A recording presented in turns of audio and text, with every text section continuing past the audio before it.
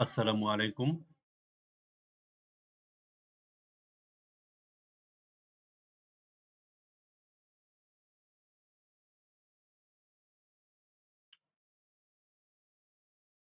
আসসালামু আলাইকুম। আমি মোহাম্মদ তৌহিদুল ইসলাম, প্রভাষক পদার্থবিজ্ঞান, Sabuj Ali school and college, Doarabazar, Sunamganj. যে বিষয়টা নিয়ে আলোচনা করব, নিউটনিয়ান বলবিদ্যা, লেকচার 3। যে টপিকস গুলো থাকছে, জড়তার ভ্রামক, গতিশক্তি, কৌণিক ভরবেগ, কৌণিক সরণ, কৌণিক ত্বরণ এবং ঘূর্ণায়ন গতির সমীকরণ। শুরু করা যাক। জড়তার ভ্রামক কাকে বলে?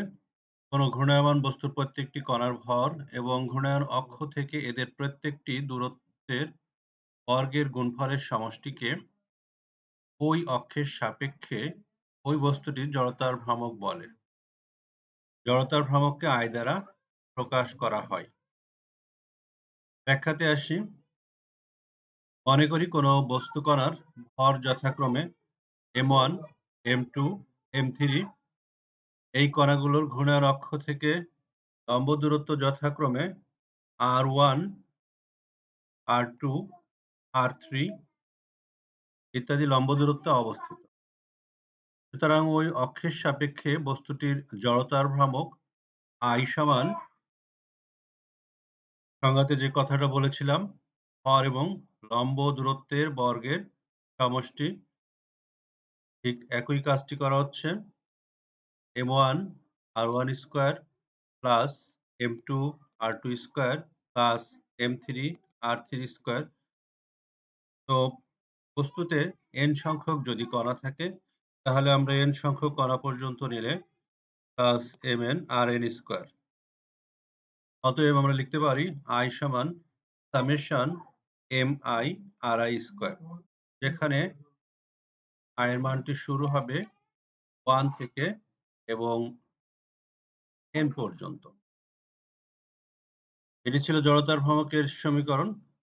এর মাত্রা ml স্কয়ার এবং জড়তার ভ্রামকের একক কেজি মিটার স্কয়ার।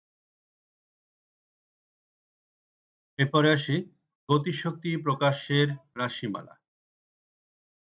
এটার জন্য আমরা m ভরের একটি বস্তু নিই, যার n সংখ্যক কণা আছে এবং বস্তুটি pd অক্ষের সাপেক্ষে ওমেগা সমকৌণিক বেগে ঘূর্ণায়মান। এই ঘূর্ণায়নের কারণে বস্তুটি যে গতিশক্তি লাভ করে তাকে ঘূর্ণায়ন গতিশক্তি বলে। মনে করি m ভরের বস্তুটি m1, m2, m3 এমন n সংখ্যক কণার সমষ্টি এবং ঘূর্ণায়ন অক্ষ থেকে যথাক্রমে লম্ব দূরত্ব, এটা m1 কণার লম্ব দূরত্ব r1, m2 কণার লম্ব দূরত্ব r2, m3 কণার লম্ব দূরত্ব r3। এমনভাবে n সংখ্যক কণা আমরা দেখাতে পারি। এটা rn দূরত্বে অবস্থিত। কোনো অক্ষ থেকে ঘূর্ণায়নশীল কোনো বস্তুর দূরত্ব বলতে আমরা লম্ব দূরত্বকে বুঝে থাকি, অর্থাৎ সর্বন্যূনতম দূরত্ব। কণাগুলির সমকোণিক বেগ অর্থাৎ ওমেগা, কিন্তু ঘূর্ণায়ন অক্ষ থেকে কণাগুলির দূরত্ব এক নয় বলে এদের রৈখিক বেগ এক হবে না। কৌণিক বেগ একই থাকলেও রৈখিক বেগ ভিন্ন হবে। m1 ভরের কণার রৈখিক বেগ v1 হলে v1 সমান ওমেগা r1। m1 কণার গতিশক্তি যদি e1 হয়, তাহলে e1 সমান হাফ m1 v1 স্কয়ার। তো আমরা জানি v সমান ওমেগা r, এর মানটি বসিয়ে দেব half m1 omega square r1 square.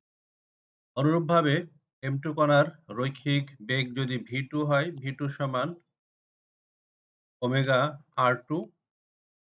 অতএব M2 কণার গতিশক্তি হবে কত? হাফ M2 V2 স্কয়ার সমান half M2 omega R2 square, omega square R2 square. এভাবে আমরা প্রত্যেকটি কণার গতিশক্তি নির্ণয় করতে পারি এবং এই কণাগুলোর গতিশক্তি যোগ করে আমরা সমগ্র বস্তুর গতিশক্তি নির্ণয় করতে পারি। সুতরাং সমগ্র বস্তুর গতিশক্তি কত হবে? E সমান E1 plus E2 plus E3 এমনভাবে n সংখ্যক পর্যন্ত কণার গতিশক্তি নির্ণয় করি তাহলে En এবং E সমান এখন আমরা মানগুলো বসিয়ে দিই।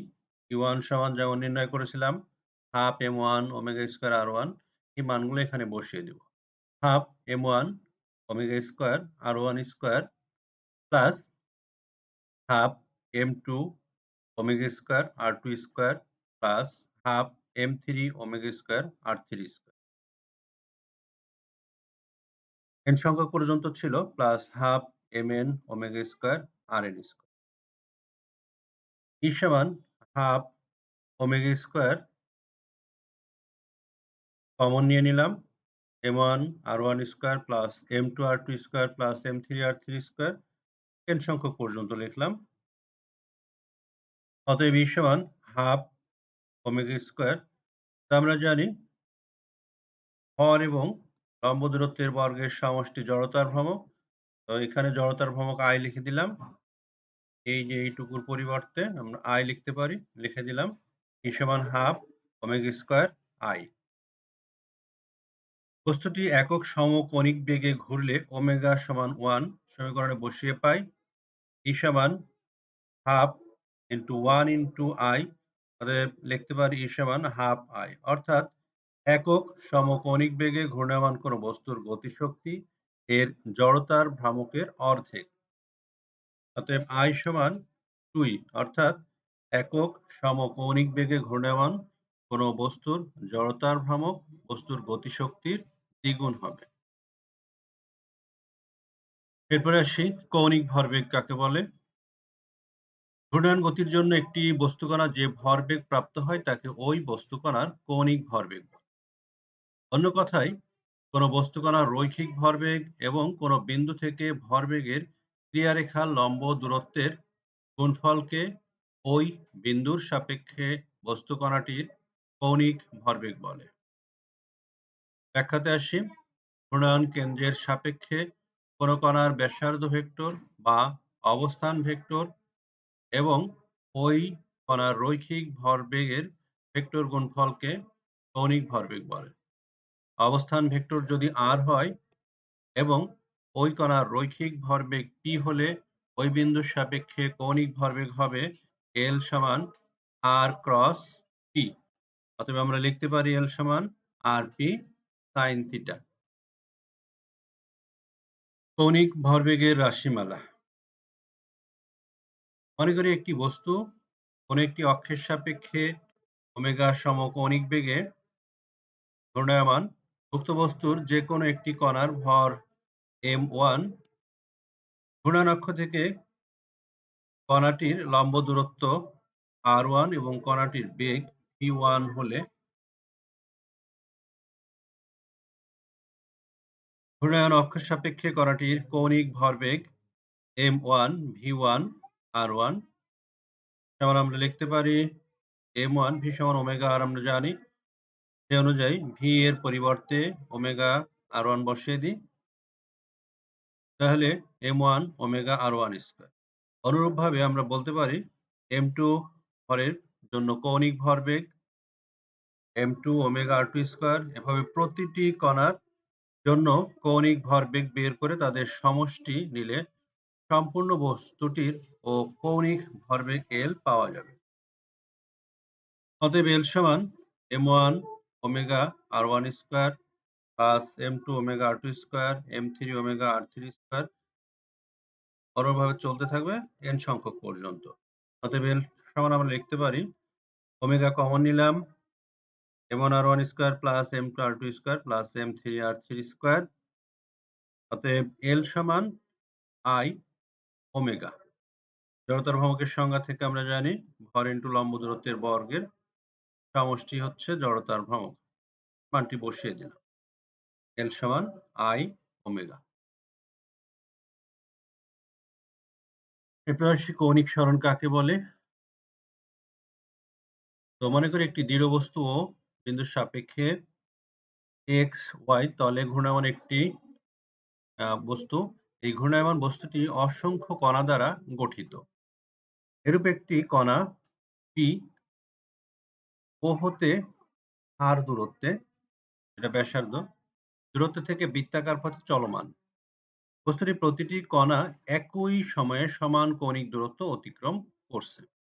ধরা যাক t সময়ে ঘূর্ণায়মান দৃঢ় বস্তু P কণার কৌণিক অবস্থান x অক্ষের সাপেক্ষে θ1 কোণ উৎপন্ন করছে এবং t2 সময়ে θ2 কোণ তৈরি করছে।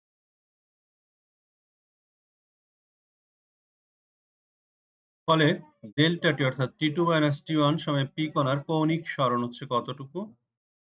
θ2 মাইনাস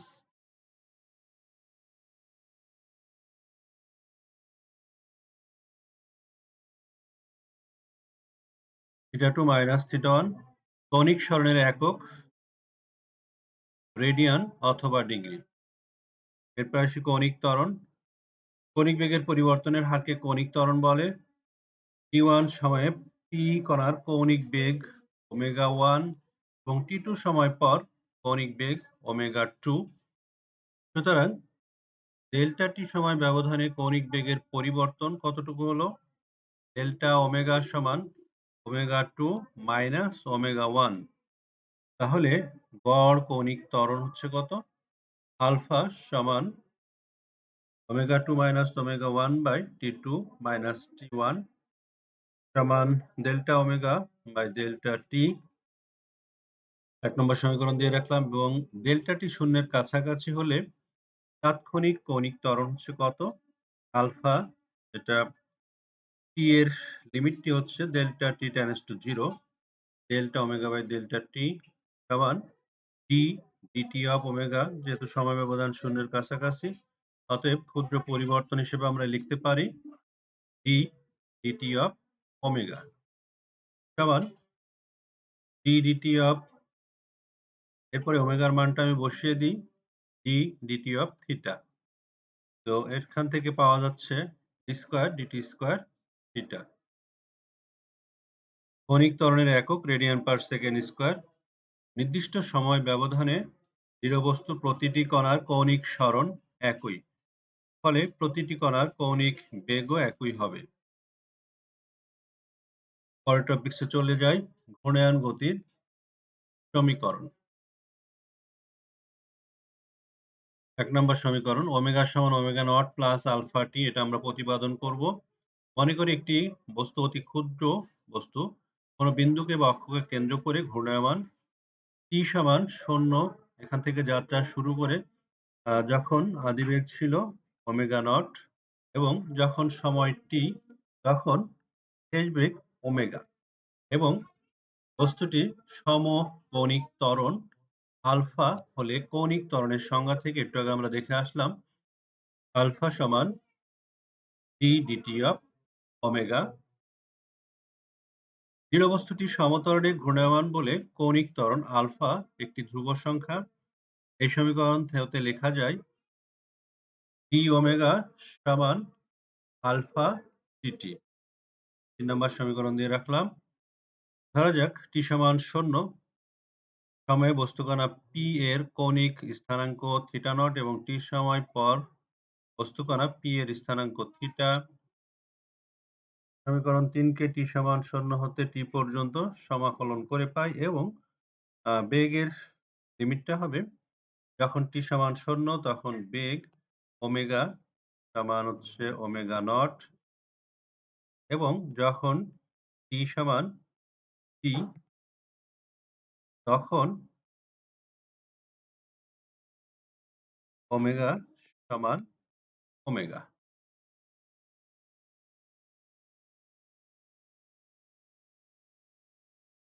এই সীমার ভিতরে আমরা সমাকলন করে পাই ইন্টিগ্রেশন ওমেগা নট থেকে ওমেগা পর্যন্ত ডি ওমেগা সমান ইন্টিগ্রেশন 0 থেকে টি পর্যন্ত আলফা ডিটি সমাকলন যদি করি ডি ওমেগা সমাকলন ওমেগা লিমিট ওমেগা নট থেকে শুরু করে ওমেগা পর্যন্ত সমান আলফা ডিটি এর সমাকলন টি লিমিট 0 থেকে শুরু করে টি পর্যন্ত।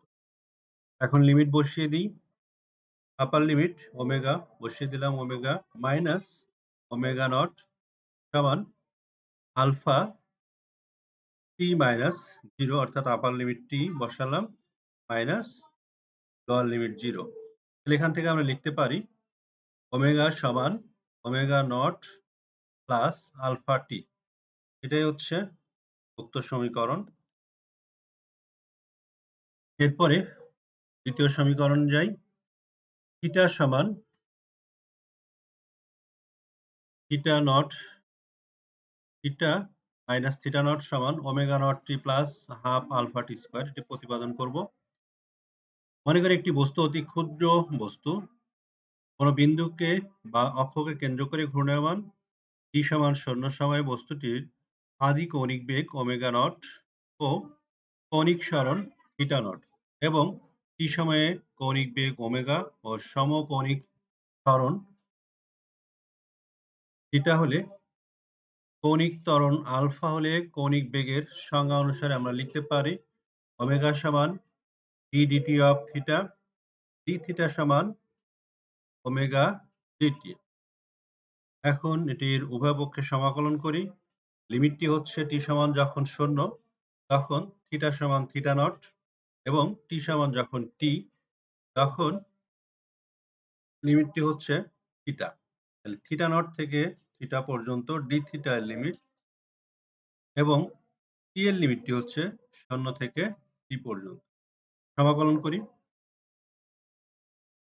সমীকরণ 4 থেকে একটু আগে আমরা যে সমীকরণটা দেখেছিলাম ওমেগা সমান omega nought plus alpha t এটি ছিল। এই omega nought plus alpha t এর মানটা ওমেগার পরিবর্তে এখন বসিয়ে দিব। ইন্টিগ্রেশন থিটা নট থেকে থিটা পর্যন্ত ডি থিটা সমান 0 থেকে টি পর্যন্ত ওমেগার মান বসালাম omega nought plus alpha t DT.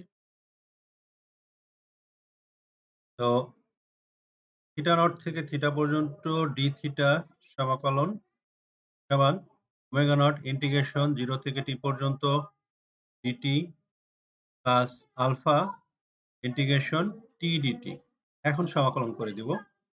D theta এর সমাকলন থিটা যেটা লিমিট হচ্ছে থিটা নট থেকে থিটা পর্যন্ত ওমেগা নট ধ্রুবক রেখে দিলাম ডিটি এর সমাকলন টি 0 থেকে টি পর্যন্ত আলফা টি এর সমাকলন অর্থাৎ পাওয়ারের সাথে 1 যোগ হয়েছে 1 plus 1 t square by power যোগ 1 এখানে পাওয়ার ছিল 1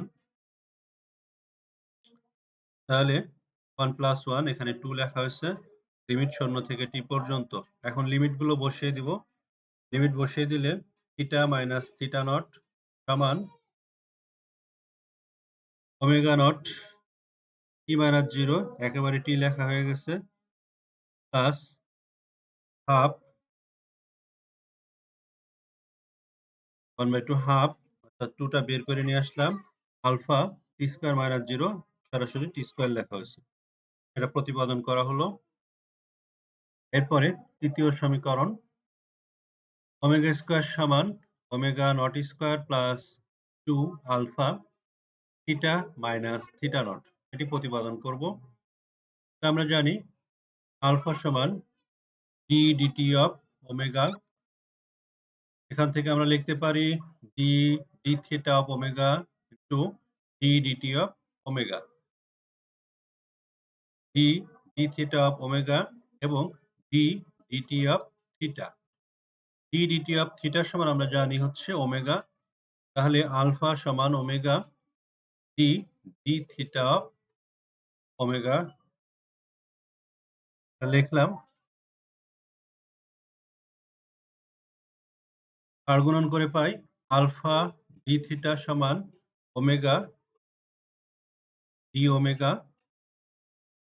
4 নম্বর সমীকরণ দিয়ে দিলাম। সমীকরণ 6 কে টি সমান 0 হতে টি সময় পর্যন্ত সমাকলন করে পাই আলফা লিমিট হচ্ছে থিটা নট থেকে শুরু করে থিটা পর্যন্ত ডি থিটা সমান ওমেগা নট থেকে শুরু করে ওমেগা পর্যন্ত ওমেগা ডি ওমেগা ডি থিটার সমাকলন থিটা এটা সমাকলন করে দিলাম লিমিট থিটা নট থেকে থিটা পর্যন্ত ওমেগা সমাকলন omega square by 2 limit omega naught থেকে শুরু করে ওমেগা পর্যন্ত এখন লিমিটগুলো বসিয়ে দিব alpha theta minus theta naught সমান half omega square minus omega not square আড়াআড়ি গুণ করে দিলে 2 alpha theta minus theta naught সমান omega square minus omega not square পক্ষান্তর করে পাই ওমেগা স্কয়ার সমান omega not square plus 2 alpha theta minus theta not প্রতিপাদন করা হলো। আজকের ক্লাস এ পর্যন্তই। সবাইকে ধন্যবাদ জানিয়ে শেষ করছি।